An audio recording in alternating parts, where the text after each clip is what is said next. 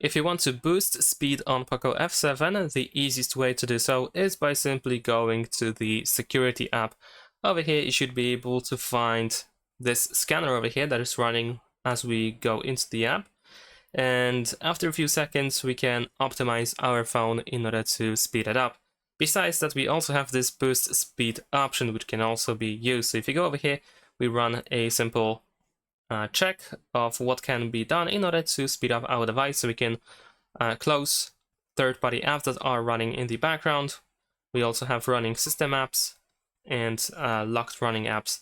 We can decide which app should be closed, so you don't have to close everything. You can just simply uncheck anything that should not be used by the app. It should be closed, etc. Press boost speed over here in order to use these suggestions, and perhaps the phone will run a little bit faster now. Of course, in addition to that, we also have the performance mode. If you open settings and open battery, there we go. Over here in current mode, we can switch to the ultimate mode, which is the performance mode, which allows you to improve the performance of the device. However, this can also result in increased power consumption and overheating issues, so keep that in mind. Thanks for watching, leave a like and subscribe.